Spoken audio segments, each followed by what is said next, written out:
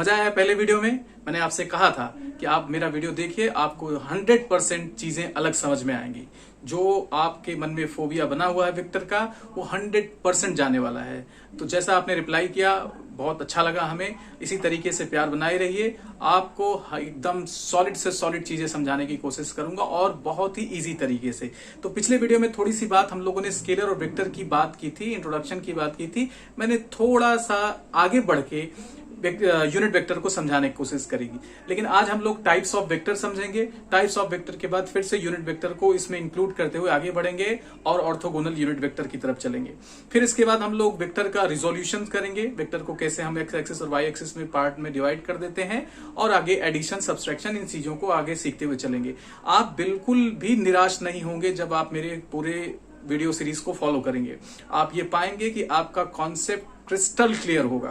न केवल इतना क्लियर होगा कि आप खुद पढ़ें, साथ ही साथ अपने छोटे भाई बहन और अपने आसपास अपने दोस्तों को भी समझाने में हेल्प पाएंगे। ठीक है, तो चलिए शुरू करते हैं। इससे पहले आप वीडियो को लाइक कर दीजिए और शेयर कर दीजिए अपने फ्रेंड्स में, क्योंकि ये इसी से हमारा मनोबल। चलिए शुरू करते हैं। सबसे पहले हम लोग जानने की कोशिश करेंगे हमारा वेक्टर रिप्रेजेंटेशन, वेक्टर को कैसे रिप्रेजेंट करते हैं। ठीक है, तो वेक्टर को हम लोग क्या करते हैं, एक एरो से रिप्रेजेंट करते हैं। ठीक है, जैसे हम मान लो कि ए पॉइंट से चल के बी पॉइंट पर पहुंचे। ठीक है, तो ये इसे हम वेक्टर में अगर रिप्रेजेंट करना चाह रहे हैं, इसको डिस्प्लेसमेंट के तौर पे दिखाना चाह रहे हैं, तो हम लोग क्या दिखाएंगे, हम लोग दिखाएंगे कैसे, एक एरो से, और एरो में जो ये लेंथ होगी वो इसकी मैग्नीट्यूड, यानी कि ए से बी तक मान लो चलने में कितना लगा, 8 किलोमीटर चला। किस डायरेक्शन में, ईस्ट डायरेक्शन में हम एक सपोज कर ले रहे हैं। तो अगर इसको हम वेक्टोरियल रिप्रेजेंटेशन में ले जाते हैं बच्चों, तो हम लोग क्या करते हैं कि हम इसको एक एरो से दिखाते हैं। एरो की जहां लेंथ हमें क्या बताएगी, इस वैल्यू को बताएगी। तो हम सपोज कर ले रहे हैं कि ये 8 किलोमीटर है। अब 8 किलोमीटर की लाइन नहीं बनानी है ना, कि अरे सर ये तो 8 किलोमीटर का छोटा सा लाइन। अरे आप लोग भाई क्या बात कर रहे हो। जैसे आप क्या करते हो, एक्स एक्सिस और वाई एक्सिस पे ग्राफ जब खींचते हो तो कहते हो कि एक्स एक्सिस के एक डिवीजन की वैल्यू 10 किलोमीटर है। तो क्या 10 किलोमीटर आपने खींचा? नहीं ना। तो आप इस लाइन को ड्रॉ करके इसकी वैल्यू को आप 8 किलोमीटर सपोज करेंगे। अब 8 किलोमीटर की लाइन नहीं खींचेंगे, सुबह से शाम तक खींचते चलो, घर वाले करिए कौन पढ़ा रहा है तुमको, नहीं। उसी पेज पे एक लाइन खींचिए, उसकी वैल्यू को कितना सपोज करिए, जितना दिया है। जैसे फिलहाल यहाँ पे 8 किलोमीटर है, और एरो उस डायरेक्शन में बनाइए जिस तरफ डिस्प्लेसमेंट दिखाई जा रही है। ठीक है, ठीक है। तो इस एरो से हम लोग क्या करते हैं, वैल्यू दिखाते हैं, और ये जो होता है हमारा, ये कह सकते हो हेड, ये दिखाता है, डायरेक्शन को दिखाता है। ठीक है, तो ये वेक्टर रिप्रेजेंटेशन होता है। जैसे मैंने कहा कि हम, आप मान लो कि वेलोसिटी 3 किलोमीटर पर आवर की स्पीड से मूव कर रहे हैं, 3 किलोमीटर पर आवर की स्पीड से मूव कर रहे हैं, वेलोसिटी से मूव कर रहे हैं इन साउथ डायरेक्शन। तो आप क्या करोगे, ऐसे एक एरो बनाओगे साउथ के डायरेक्शन में, जहां एरो नीचे है मेरा ये, और इसकी जो लेंथ होगी, एरो की जो लेंथ होगी, उसकी वैल्यू कितनी होगी, 3 किलोमीटर पर आवर। और डायरेक्शन कहां मिलेगा हमें, इस एरो से मिल जाएगा, एरो के हेड से मिल जाएगा। इसको हेड पोजीशन बोलते हैं, इसको टेल पोजीशन बोलते हैं। ठीक है, ये आपका क्या होगा, सिरा होगा, और ये पीछे का हिस्सा होगा। ठीक है, तो इस तरीके से हम वेक्टर को दिखाते हैं। इसी से हम कंपेयर, इसी को लेके हम लोग टाइप्स ऑफ वेक्टर भी डिफाइन करते हैं। सबसे पहले हम बात करेंगे टाइप्स ऑफ वेक्टर में। पहले हेडिंग कर लेते हैं, टाइप्स ऑफ वेक्टर। वेक्टर कितने तरीके का होता है। ऐसे तो वेक्टर के बहुत सारे टाइप्स आपको देखने को मिलेंगे, बट कुछ जनरल जो हम लोग यूज करते हैं, हम उसकी बात यहाँ पे करेंगे। जिसमें सबसे पहले आता है हमारा पोजीशन वेक्टर।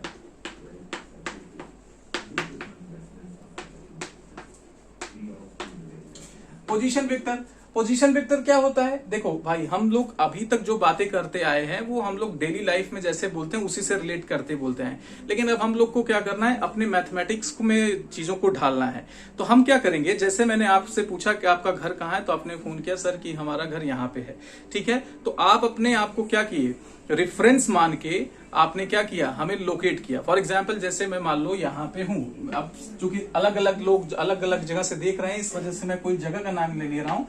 आपका घर ए पोजीशन पे है, मैं कहीं बी पर हूँ। मैंने आपको कॉल किया कि बेटा मैं आपके घर आना चाहता हूँ, तो आपने कहा सर कि 8 किलोमीटर या 10 किलोमीटर चले आइए।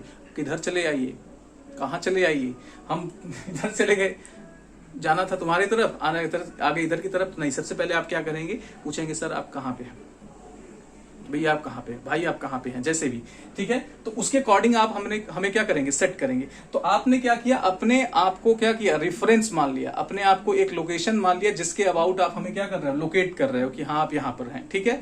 तो ऐसे ही जब किसी पॉइंट को हमें लोकेट करना होता है, किसमें, कोऑर्डिनेट एक्सिस में, किसमें, कोऑर्डिनेट एक्सिस में। जैसे मैंने इस पॉइंट को यहाँ पे लोकेट किया, तो ओरिजिन के अबाउट, किसके, ओरिजिन समझ रहे हैं ना, इस पॉइंट को हम लोग ओरिजिन बोलते हैं। हम इस पर डिटेल डिस्कशन करेंगे आने वाली वीडियोस में। तो ये देखो, ये क्या है हमारा, ये पॉइंट है जिसको हमने किसके अबाउट लोकेट कर दिया, इसके अबाउट लोकेट कर दिया, ओरिजिन के अबाउट लोकेट कर दिया। तो यहाँ ओरिजिन से इस पॉइंट को मिलाने वाला जो वेक्टर होगा उसे हम क्या बोलेंगे, पोजीशन वेक्टर। तो सिंपल सी बात है, किसी पॉइंट को, ये सपोज कर लो पॉइंट पी है, पॉइंट पी को ये क्या कर रहा है, लोकेट कर रहा है। तो ऐसा वेक्टर जो किसी पॉइंट को लोकेट करे उसे हम क्या बोलते हैं, पोजीशन वेक्टर। अब लोकेट किसी पॉइंट के अबाउट होगा, किसी फिक्स्ड पॉइंट, किसी नोन पॉइंट के अबाउट होगा। ऐसा नहीं है कि हम कहीं से भी इसको लोकेट कर दें। कैसे लोकेट कर देंगे, नहीं, एक फिक्स्ड और नोन पॉइंट होना चाहिए जो कि यहां पर क्या है, ओरिजिन है। तो ठीक है, क्या करेंगे, a vector which represents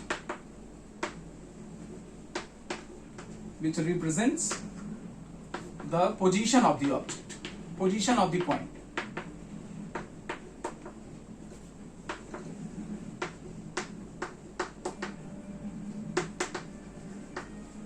is called position vector। क्या बोलेंगे इसको, पोजीशन वेक्टर बोलेंगे, ठीक है। तो इसको आप वीडियो को पॉज करके लिख लीजिए, मैं आगे चलता हूं। मैं ज्यादा वीडियो को बड़ा नहीं बनाना चाहता, आई नो डेटा प्रॉब्लम होता है, आई नो आप लोग को इधर उधर की वीडियोस भी देखनी होती है कि नहीं भाई। मान लीजिए आप क्या करते हैं, किसी गाली देने वाले का वीडियो भेटा, गाली वाले का वीडियो मत देखा करो। आप सपोज करिए कि सचिन तेंदुलकर बहुत अच्छा खेलते हैं, उनके वीडियोस देखते हैं, तो आप भाई क्या करेंगे कि वाह क्या क्रिकेट खेलता है। अगर कोई एक्टर का मूवी देख रहे हैं तो आप क्या कहेंगे, वाह क्या एक्टिंग कर रहा है। किसी गाली देने वाले का वीडियो आप 1 घंटे देखें तो उसका वाहवाही क्या करेंगे, वाह क्या गाली दे रहा है। नहीं, ऐसा नहीं करिए। टाइम इन्वेस्ट अपना वहां करिए जहां से आपको कुछ पॉजिटिव आउटकम मिले, नेगेटिव आउटकम नहीं, ठीक है। तो डेटा को सही जगह इस्तेमाल करिए। पोजीशन वेक्टर हो गया। दूसरा क्या आएगा बच्चों, लाइक वेक्टर, ठीक है। दूसरा क्या हो सकता है, लाइक वेक्टर, ठीक है। इसके बाद अनलाइक वेक्टर। मैं अब आपको केवल समझाते चलूंगा, आप चाहें तो अपने से नोट्स बना सकते हैं, नहीं मेरे टेलीग्राम चैनल पर आके नोट्स डाउनलोड कर सकते हैं। तीसरे नंबर पे हमारा क्या आएगा, इक्वल वेक्टर, ठीक है। हम लाइक इक्वल को एक साथ ले सकते हैं। फिर उसके बाद आएगा ऑपोजिट वेक्टर,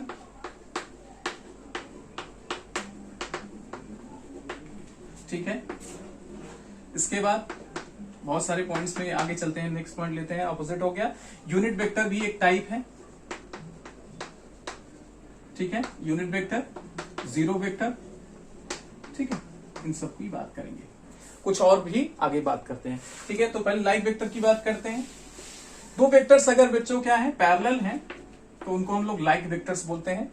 मतलब जैसे आप क्या कर रहे हो, दो ऑब्जेक्ट्स एक साथ एक ही वेलोसिटी से एक ही डायरेक्शन में चल रहे हैं, तो वो जो वेक्टर ट्रेस करेंगे उनका वैल्यू क्या होगा, उनको हम क्या बोलेंगे, लाइक वेक्टर। अगर ये दोनों सेम वैल्यू से मूव करती हैं तो इक्वल वेक्टर। मतलब अगर ये मान लो कि 3 किलोमीटर पर आवर की वेलोसिटी से, ये भी 3 किलोमीटर पर आवर की वेलोसिटी से अगर सेम डायरेक्शन में जा रहा है तो क्या हो जाएगा, लाइक वेक्टर, इक्वल वेक्टर हो जाएगा। लेकिन अगर ये इधर की तरफ जा रहा है और एक इधर की तरफ जा रहा है तो ये अनलाइक वेक्टर। लेकिन अगर ये क्या हो जाए, इनकी वैल्यूज डिफरेंट, अगर अपोजिट है तो इनको ऑपोजिट वेक्टर बोलेंगे। लेकिन अगर वैल्यू में सेम हो जाए, बात समझिए मैं क्या समझाना चाह रहा हूं, कि अगर ये एक इधर की तरफ जा रहा है, मान लो इसकी वैल्यू कितनी है 3 किलोमीटर पर आवर, और ये कितना है, ये भी 3 किलोमीटर पर आवर, दोनों की वैल्यू क्या है, सेम है, लेकिन डायरेक्शन क्या है, ऑपोजिट है। तो ऐसे को हम क्या बोलेंगे, ऑपोजिट वेक्टर बोलेंगे, ठीक है।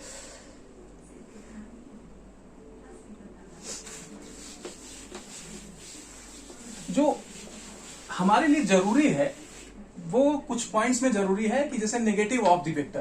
क्वेश्चंस में यही सब जो जरूरी है मैं उसी में फोकस कर रहा हूं। मैं बहुत आपको डिटेल में ज्ञान देने के चक्कर में नहीं पड़ा हूं, मैं वो चीजें बताना चाह रहा हूं जो क्वेश्चन में परेशानी क्रिएट करती हैं, ठीक है। नेगेटिव वेक्टर, तो जैसे हम वेक्टर ए लिए हैं, हम कह दिए कि इसका नेगेटिव ऑफ वेक्टर फाइंड करो, मतलब कि क्या करो, आप माइनस ऑफ ए फाइंड करो। ठीक है, तो आप केवल और केवल क्या करेंगे, डायरेक्शन को बदल देंगे। जैसे ही मान लो ये ईस्ट डायरेक्शन में वैल्यू क्या रख रहा था, मान लो कि हम डिस्प्लेसमेंट ले रहे हैं तो 5 मीटर ले लिया, तो आप 5 मीटर यहां पर वैल्यू रखेंगे, लेकिन डायरेक्शन क्या रखेंगे, अपोजिट रखेंगे। इस पे थोड़ा गौर करना, इसी से हम लोग क्या करते हैं, क्वेश्चंस में डील करते हैं। ठीक है, अब इसके बाद क्या आता है, हमारा जो सबसे जरूरी चीज है वो यूनिट वेक्टर है, और यूनिट वेक्टर में ही जानना है हमको ऑर्थोगोनल यूनिट वेक्टर। यही चीज हमें सीखना है। अगर इसमें हमारा कमांड हो गया तो वेक्टर का 70% प्रॉब्लम यहां से हमारा हो जाता है। ठीक है, चलिए देखते हैं। यूनिट वेक्टर कल की क्लास में, लास्ट वाले वीडियो में हमने बताया कि यूनिट वेक्टर क्या होता है, कॉमन सेंस समझाया। ठीक है, कि अगर हमें क्या करना है, किसी चीज को क्या करना है, वेक्टर बनाना है, तो उसके मैग्नीट्यूड में क्या कर दें, एक यूनिट कैप से मल्टीप्लाई कर दें, यूनिट वेक्टर से मल्टीप्लाई कर दें, तो वो वेक्टर बन जाता है। ठीक है, क्या बन जाता है, वेक्टर। तो यहां से अगर हम ए कैप निकालना चाहें तो क्या होना चाहिए, ये इसको डिवाइड करेगा, तो vector A divided by its modulus. Vector में से उसका मॉडुलस निकाल दोगे तो क्या बचेगा, यूनिट वेक्टर ही तो बचेगा भाई। वेक्टर में दो ही चीज है, क्या, मैग्नीट्यूड और डायरेक्शन। मैग्नीट्यूड्स को आप क्या कर दे रहे हो, डिवाइड में डाल दे रहे हो, तो बचेगा क्या, डायरेक्शन। तो सेंसफुली आपको यहां से ये समझ में आएगा। तो यूनिट वेक्टर एक ऐसा वेक्टर है जिसका मैग्नीट्यूड कितना होता है, 1।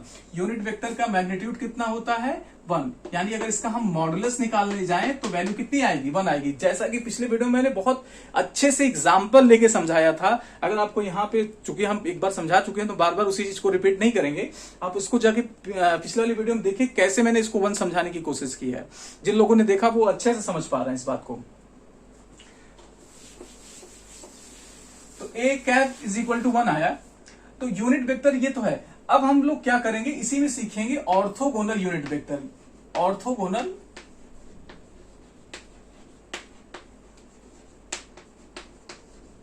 यूनिट वेक्टर, ये कौन सी नई चीज आ गई भाई। ऑर्थोगोनल यूनिट वेक्टर क्या है, ऑर्थोगोनल मतलब होता है परपेंडिकुलर, और यूनिट वेक्टर तो आप जान लीजिए। तो ऐसे यूनिट वेक्टर्स जो क्या है, ऑर्थोगोनल है, यानी एक दूसरे के परपेंडिकुलर हैं। तो ऐसे हमारे पास क्या है, कौन सा है जो जिसमें हमें क्या मिलता है, ऑर्थोगोनल चीजें मिलती हैं। ये है हमारा कोऑर्डिनेट एक्सिस, जिसमें ये एक्स एक्सिस है, ये वाई एक्सिस है, ये जेड एक्सिस है। तो ये क्या है, ऑर्थोगोनल है कि नहीं, क्यों नहीं है, क्योंकि यहाँ पे देखो ये भी 90 डिग्री फॉर्म कर रहा है, ये भी 90 डिग्री फॉर्म कर रहा है, ये भी 90 डिग्री फॉर्म कर रहा है। ये तीनों आपस में क्या है, 90 डिग्री पे है। तो ये क्या है, एक दूसरे के ऑर्थोगोनल है। X is orthogonal to Y, Y is orthogonal to Z, Z is orthogonal to X. आप इस तरीके से बोल सकते हैं। अगर मैं केवल और केवल मान लो कि हम डिस्प्लेसमेंट करते हैं, अब चूंकि हमें ऑर्थोगोनल यूनिट वेक्टर समझना है, तो समझिए कि अगर हम केवल मान लीजिए 10 स्टेप्स किधर चलते हैं, एक्स के डायरेक्शन में, तो इसे हम लिख सकते हैं वेक्टर के फॉर्म में। अगर लिखना हो तो हम लैंग्वेज में ऐसे लिख सकते हैं, 10 स्टेप्स इन एक्स डायरेक्शन। ठीक है, ये भी एक वेक्टर का नोटेशन सपोज किया जा सकता है, ये भी एक वेक्टर का नोटेशन सपोज किया जा सकता है। लेकिन अब इतने बड़े बड़े स्टेटमेंट हम हर बार नहीं लिखेंगे, इसलिए हम लोग क्या करते हैं, कुछ मैथमेटिकल टूल्स का इस्तेमाल करते हैं। हम क्या करते हैं, इस पूरी चीज को हम क्या कर देते हैं, एक मैथमेटिकल रिप्रेजेंटेशन में डाल देते हैं। तो हम क्या करेंगे कि हम 10 स्टेप अगर एक्स डायरेक्शन में चलेंगे तो एक्स के डायरेक्शन में यूनिट वेक्टर लगा देंगे। तो हम लगा सकते हैं, एक्स ही लगा सकते हैं, लिख सकते हैं 10x। लेकिन क्वेश्चन में क्या होता है, क्वेश्चन में एक्स और वाई जेड वेरिएबल इस्तेमाल किया जाता है, बार बार इस्तेमाल किया जाता है, इस वजह से आपको कंफ्यूजन आएगा, इसलिए नए सिंबल्स दिए गए। तो यहां पे दिया गया क्या, आई कैप। ठीक है, यानी एक्स के डायरेक्शन में चलेंगे तो हम क्या कहेंगे कि हम 10 स्टेप चले हैं, तो 10i मतलब 10 स्टेप्स है। आई क्या है, यूनिट वेक्टर जो बताता है कि एक्स के डायरेक्शन में। इसी तरीके से अगर वाई के डायरेक्शन में चलेंगे तो हम लोग क्या बताएंगे, जे। ठीक है, 10j। अगर इसी तरीके से अगर हम जेड के डायरेक्शन में गए होते तो 10 की कैप। ठीक है, जहां आई एक्स के डायरेक्शन में है, वाई जे के डायरेक्शन में है, के आपके जेड के डायरेक्शन में। तो आई क्या है, along the X, along the X axis. ठीक है, along the X axis, along the X axis unit vector है। ठीक है, जे कैप क्या है, unit vector along the Y axis, along the Y axis है। ठीक है, अलोंग दी वाई एक्सिस है। के कैप क्या है? Along the z axis unit vector है। These are the unit vectors along the axis, coordinate axis.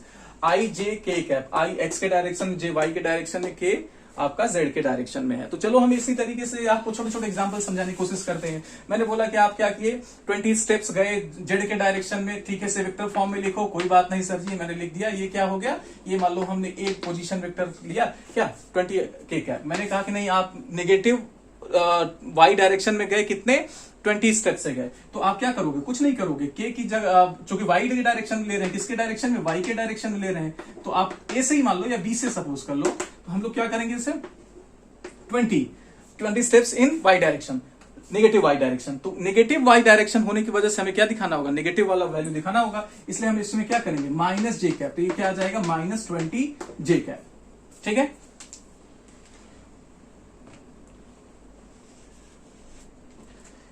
ठीक है। इसी तरीके से जेड डायरेक्शन में हमने कहा कि चलो जेड डायरेक्शन में आप क्या किए, 13 स्टेप चले, तो अब इसके जेड डायरेक्शन में दिखाना हुआ, तो आप क्या करेंगे, 13 ठीक है। तो ये जो आपके जेड के डायरेक्शन में, ये हमने जेड के डायरेक्शन लिया था, ये वाई के डायरेक्शन, हाँ ठीक है। तो ये देखो क्या है आपके, ये यूनिट वेक्टर्स हैं, ये यूनिट वेक्टर्स हैं जो हमें बता रहे हैं कि हम किस डायरेक्शन में जा रहे हैं। और ये क्या है, ये उनकी मैग्नीट्यूड्स हैं, ये उनकी क्या है, मैग्नीट्यूड्स। जो आप देख रहे हो सर्कल के बाहर है वो क्या है, मैग्नीट्यूड्स है, वो क्या है, मैग्नीट्यूड्स है। अब तो ये अलग अलग था, अगर एक साथ लेंगे तो हम क्या करेंगे, ठीक है। फिलहाल यहां पे हमने जो आई जे के को दिखाया, नए सिंबल्स के तौर पे दिखाया, इन्हीं को हम बोलते हैं ऑर्थोगोनल यूनिट वेक्टर्स। तो आई जे के क्या है आपके, ऑर्थोगोनल यूनिट वेक्टर्स। अब हम इनको तीनों को एक साथ लेते हैं, कैसे लेंगे, अगर मान लो जैसे पहले दो का लेते हैं कि अगर आप यहां चल के आए, जिसमें आप ये देख रहे हो कि 4 स्टेप आपने एक्स के डायरेक्शन में चला है और 3 स्टेप वाई के डायरेक्शन में, तो यहां का कोऑर्डिनेट क्या बनेगा, 4,3 बनेगा कि नहीं बनेगा भाई। एक्स एक्सिस का पहला लिखते हैं और वाई का बाद में लिखते हैं। अगर इसे हम क्या करें, यूनिट वेक्टर फॉर्म में लिखना चाहें तो 4 को क्या लिखेंगे, 4 आई कैप, क्योंकि एक्स के डायरेक्शन में है, और 3 जे के डायरेक्शन में यानी वाई के डायरेक्शन में है, तो जे लिखेंगे और इसको प्लस करके लिख देंगे। तो आपका ये क्या हो जाएगा, अगर आप इसे मान लो आर पोजीशन वेक्टर बोल रहे हो, तो आर आपका क्या हो जाएगा, ये हो जाएगा 4i + 3j। ठीक है, इसको नोट करिए। और अगर समझ में आया है, यहां पे तुमको अगर ये बात समझ में आई है तो यहीं पर कमेंट करिए, इसको स्किप नहीं करिए। ये अच्छों को नहीं समझ में आता, बाद में कंफ्यूजन क्रिएट करता है, क्वेश्चन में आपको प्रॉब्लम यही करेगा कि इस तरीके की वैल्यू लिखी रहेगी और आपको समझ में नहीं आएगा। इसलिए इसको अगर समझ में आया है तो प्लीज आपसे रिक्वेस्ट है कि इसको आप यहाँ पे कमेंट करिए और यहीं पर वीडियो को लाइक करिए, आगे नहीं स्किप करिए कि आगे चल के लाइक करेंगे।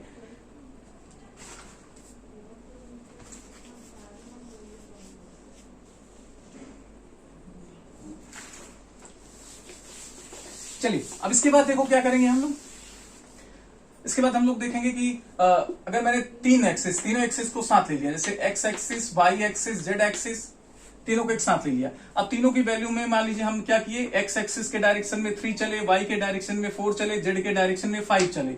अब इसको वेक्टर फॉर्म में लिखना है, पोजीशन वेक्टर के फॉर्म में लिखना है, तो कैसे लिखेंगे, मान लो आर पोजीशन वेक्टर को रिप्रेजेंट करता है, तो एक्स एक्सिस के डायरेक्शन में ये एक्स है, ये वाई है, जेड है, तो एक्स एक्सिस के डायरेक्शन में 3 स्टेप, इसको वेक्टर बनाना है तो किससे मल्टीप्लाई करेंगे, यूनिट वेक्टर। क्या होगा यूनिट वेक्टर, मेरे साथ बोलिए, एक्स एक्सिस के डायरेक्शन में आई कैप, वाई के डायरेक्शन में जे कैप, जेड के डायरेक्शन में के कैप, तो 3i + 4j + 5k बना ना। तो ये क्या हो गया, ये पोजीशन वेक्टर हो गया, किस पॉइंट का, 3, 4, 5।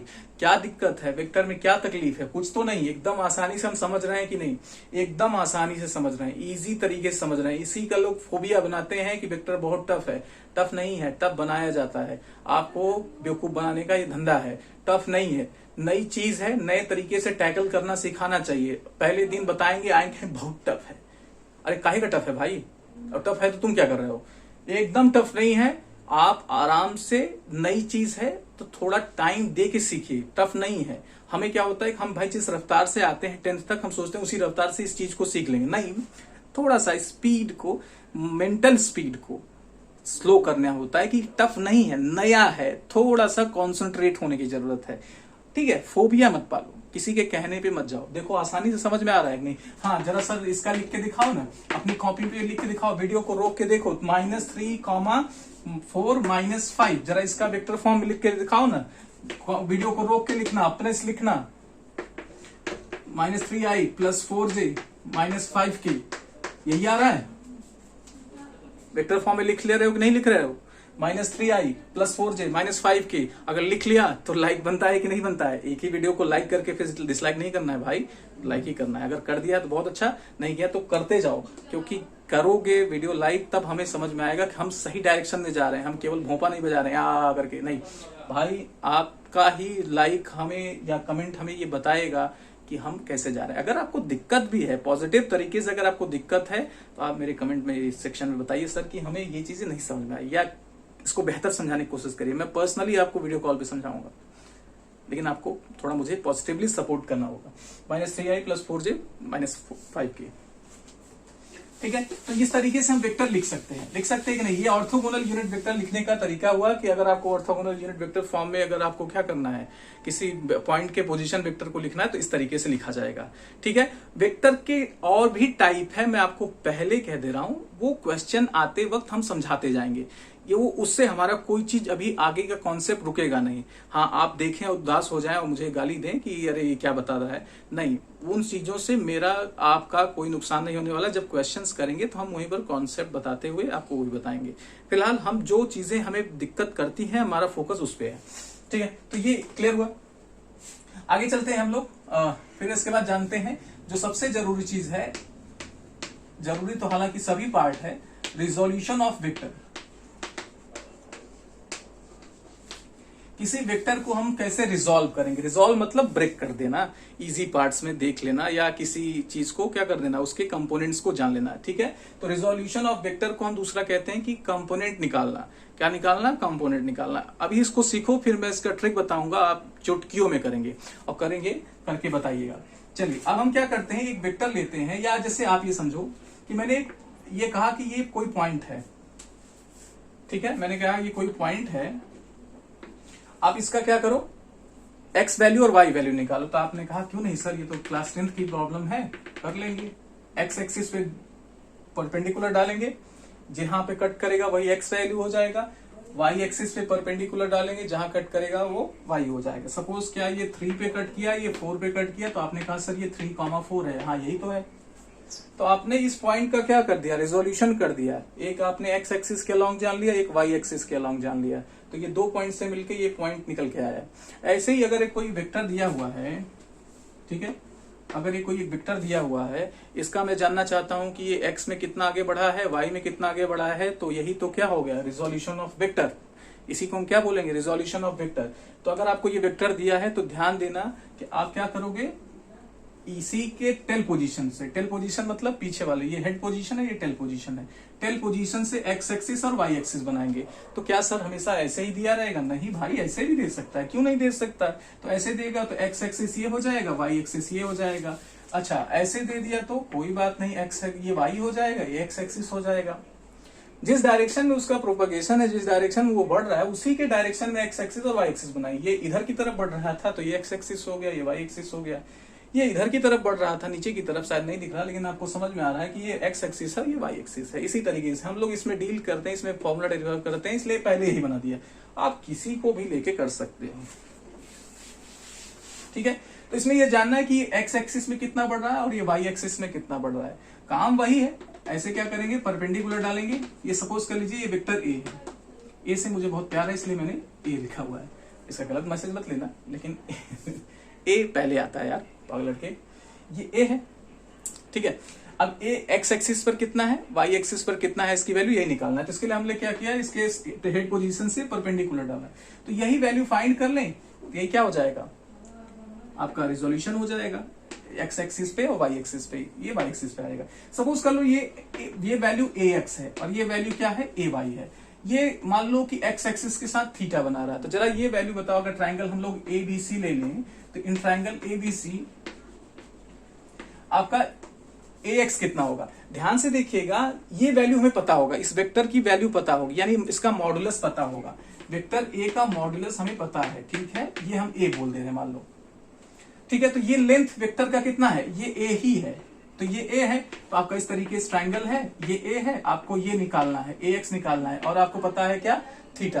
तो आप इसमें क्या कर लीजिए, कॉस थीटा निकाल लीजिए। क्यों? क्योंकि इस थीटा के लिए ये बेस है, और बेस निकालना है और हाइपोटेन्यूस पता है तो कॉस लगाते हैं, ठीक है। क्योंकि बेस में ही तो क्या होता है, कॉस थीटा में ही क्या होता है, बेस अपॉन हाइपोटेन्यूस आता है। तो यहां से क्या आ जाएगा, ए एक्स अपॉन ए, तो ए एक्स की वैल्यू क्या आ जाएगी, ए कॉस थीटा आ जाएगी, ठीक है। इसी ट्राइंगल में अगर हमको ए वाई निकालना है, तो ए वाई निकालने के लिए ये परपेंडिकुलर होगा, और परपेंडिकुलर साइन में आता है, तो साइन थीटा निकाल लें। तो साइन थीटा क्या हो जाएगा, A Y upon A, perpendicular upon hypotenuse. अब ए का यहां मल्टीप्लाई कर दो, तो A Y is equal to A sine theta. तो हमने क्या किया, दोनों पार्ट निकाल लिए। हमने क्या किया, दोनों पार्ट निकाल लिया, ए एक्स भी निकाल लिया और ए वाई निकाल लिया। निकाल लिया कि नहीं, निकाल लिया। तो जरा इसको लिखते हैं, मैं ऊपर से हटा रहा हूं इसको जरा।